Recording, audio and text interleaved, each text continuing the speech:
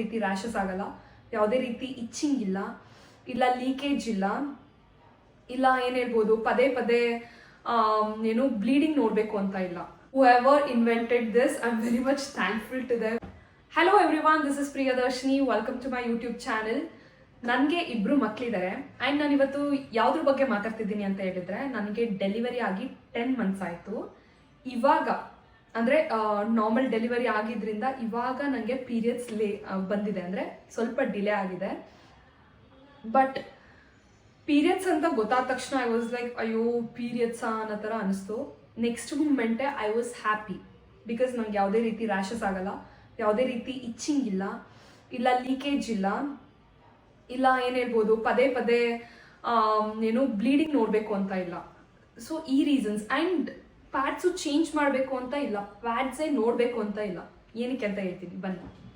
Because ನಾನು use ಮಾಡ್ತಿರೋದು ಇದೇನು ಗೊತ್ತಾ, ಮೆನ್ಸ್ಟ್ರಲ್ ಕಪ್ಸ್. ಇದನ್ನು ನಾನು 6 yearsಯಿಂದ ಯೂಸ್ ಮಾಡ್ತಾ ಇದ್ದೀನಿ. 6 yearsಯಿಂದ ಯಾವುದೇ ಪ್ಯಾಡ್ಸ್ ಯೂಸ್ ಮಾಡಿಲ್ಲ accept 2 times.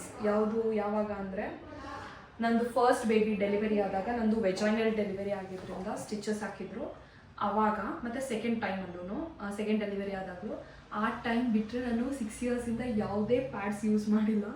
I can't believe it. First ಬಿಗಿನಿಂಗಲ್ಲಿ ನನಗೂ ಎಲ್ಲರ ಥರನೇ ಭಯ ಇತ್ತು. ಒಂದು ಏನಂದರೆ, ಇದನ್ನು ಬಾಡಿ ಒಳಗಡೆ ಹಾಕೋಬೇಕು, ಅಂದರೆ ವೆಜೈನ ಒಳಗಡೆ ಇನ್ಸರ್ಟ್ ಮಾಡಬೇಕು.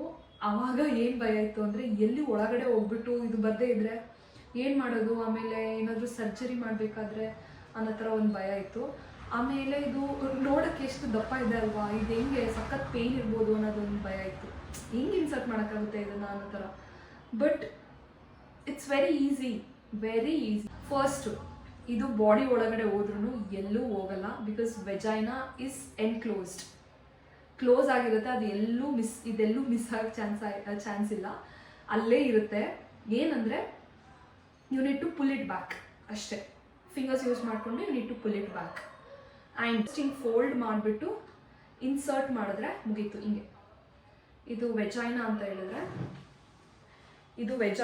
ಹೇಳಿದ್ರೆ ಇದನ್ನು ಹಿಂಗೆ ಫೋಲ್ಡ್ ಮಾಡಿ ನೋಡಿ, ಇದನ್ನು ಜಸ್ಟ್ ಹಿಂಗೆ ಈ ಥರ ಟಾಪ್ ಇರುತ್ತೆ ಅಲ್ವಾ, ಇದನ್ನು ಹಿಂಗೆ ಹಾಕಿ ಇನ್ಸರ್ಟ್ ಸಿ ಶೇಪಲ್ಲಿ ಬರಬೇಕಿದು. ಇದಾದಮೇಲೆ ನೋಡಿ ಇನ್ಸ್ಟ್ರಕ್ಷನ್ಸ್ ಅವರೇ ಕೊಟ್ಟಿರ್ತಾರೆ.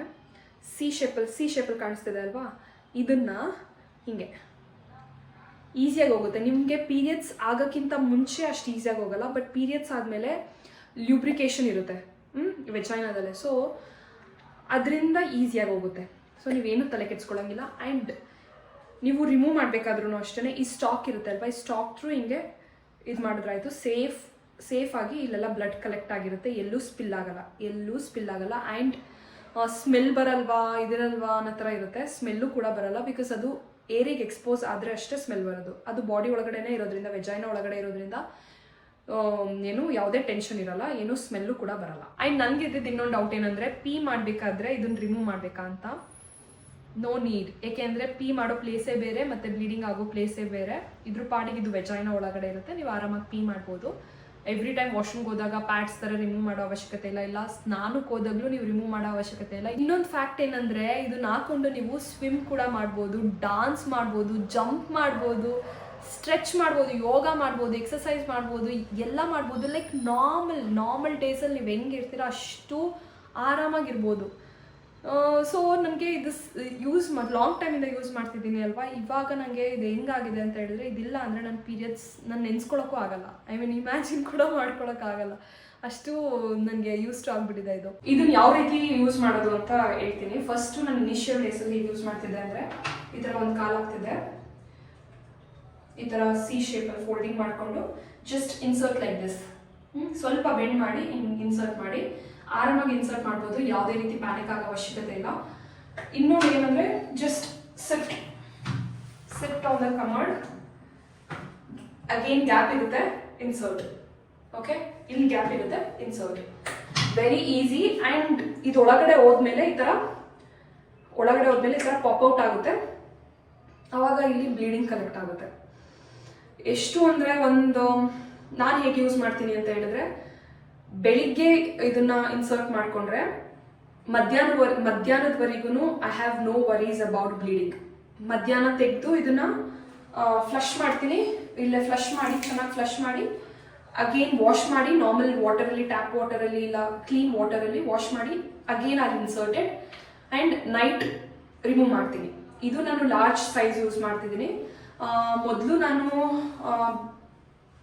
ಮೊದಲು ಮಕ್ಕಳಾಗೋಕ್ಕಿಂತ ಮುಂಚೆ ನಾನು ಸ್ಮಾಲ್ ಸೈಜಲ್ಲಿ ಯೂಸ್ ಮಾಡ್ತಿದ್ದೆ. ನಿಮಗೆ ಬ್ಲೀಡಿಂಗ್ ಜಾಸ್ತಿ ಆಗ್ತಿದೆ ಮತ್ತು ನಾರ್ಮಲ್ ಡೆಲಿವರಿ ಆಗಿದೆ ಅಂತ ಹೇಳಿದ್ರೆ ಲಾರ್ಜ್ ಯೂಸ್ ಮಾಡಿ, ಬ್ಲೀಡಿಂಗ್ ತುಂಬಾ ಕಡಿಮೆ ಇದೆ ಅಂತ ಹೇಳಿದ್ರೆ ಸ್ಮಾಲ್ ಕಪ್ ಯೂಸ್ ಮಾಡಿ, ಇಲ್ಲ ಮೀಡಿಯಂ ಯೂಸ್ ಮಾಡಿ. ಇದನ್ನ ಮೆಡಿಕಲ್ ಗ್ರೇಡೆಡ್ ಸಿಲಿಕಾನ್ ಮೆಟೀರಿಯಲ್ ಇಂದ ಮಾಡಿರೋದ್ರಿಂದ ಯಾವುದೇ ರೀತಿ ಇನ್ಫೆಕ್ಷನ್ ಆಗಲ್ಲ. ಲೈಕ್ ಪ್ಯಾಡ್ಸ್ ಅಲ್ಲಾದ್ರೆ ಪ್ಲಾಸ್ಟಿಕ್ಸ್ ಯೂಸ್ ಮಾಡಿರ್ತಾರೆ, ಆರ್ಟಿಫಿಷಿಯಲ್ ಸೆಂಟ್ಸ್ ಯೂಸ್ ಮಾಡಿರ್ತಾರೆ, ಇದರಿಂದ ಇಚ್ಚಿಂಗ್ ಆಗ್ಬೋದು, ಇರಿಟೇಷನ್ಸ್ ಆಗ್ತಿರುತ್ತೆ.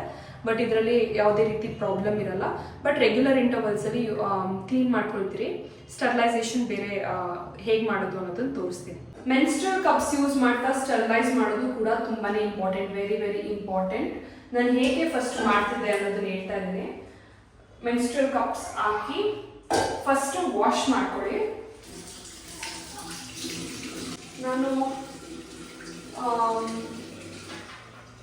ಈ ಒಂದು ವಾಶ್ ಯೂಸ್ ಮಾಡಿ ಏನೋ ಸುಮ್ಮನೆ ಹಾಗೆ ವಾಶ್ ಮಾಡ್ಕೊಳ್ತೀನಿ ಮೆನ್ಸ್ಟ್ರಲ್ ಕಪ್ಸ್ನ.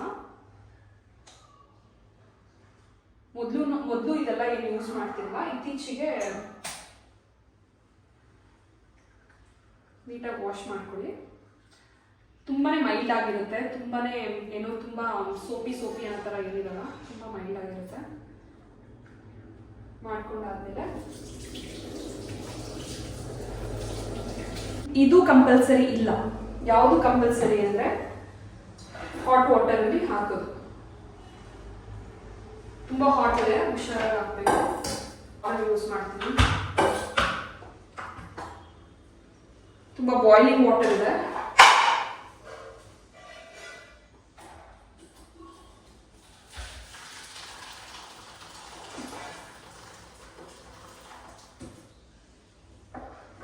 ಹಾಕ್ಬಿಟ್ಟು ಒಂದು 10 to 15 minutes ಬಿಟ್ರೆ ಸಾಕು. ಇನ್ನೊಂದು ವೇ ಏನಂದ್ರೆ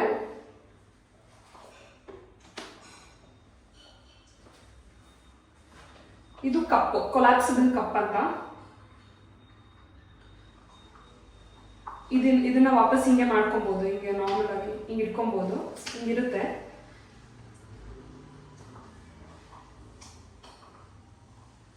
ಈ ಕಪ್ ಒಳಗಡೆ ಮೊದಲು ಸ್ಮಾಲ್ ಸೈಜ್ ಯೂಸ್ ಮಾಡ್ತಿದ್ದೆ ಅಂತ ಹೇಳಿದಲ್ವಾ, ಇದೇ small size.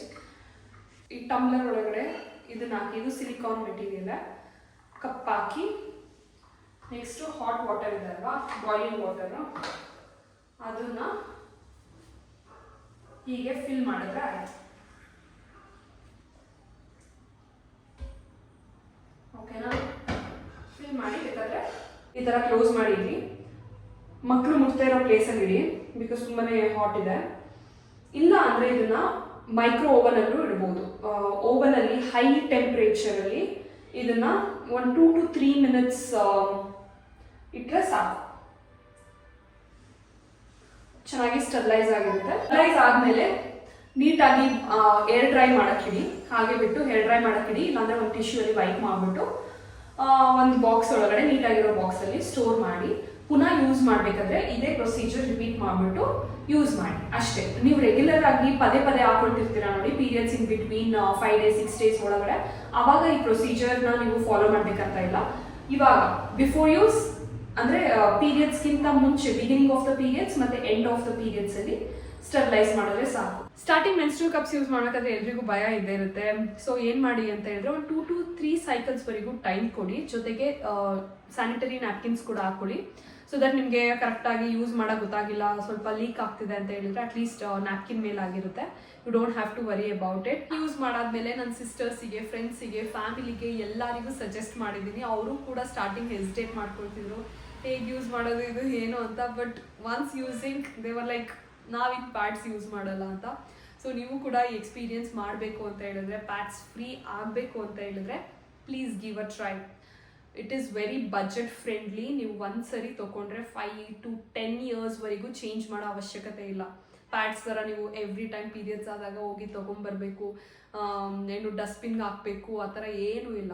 Just one time ಅಷ್ಟೇ. ಆಮೇಲೆ ನಿಮ್ಗೆ ಯಾವಾಗ ಬೇಕೋ ಅವಾಗ ಚೇಂಜ್ ಮಾಡ್ಕೊಬೋದು 5 to 10 years ಆದಮೇಲೆ. ಇದನ್ನು ನಿಮ್ಮ ಫ್ರೆಂಡ್ಸ್ಗೆ, ಫ್ಯಾಮಿಲಿಗೆ, ಯಾರ್ಯಾರು ಹೆಣ್ಮಕ್ಳಿದ್ದಾರೆ ಅವರಿಗೆಲ್ಲ ಶೇರ್ ಮಾಡಿ. That's it. Thank you. Bye.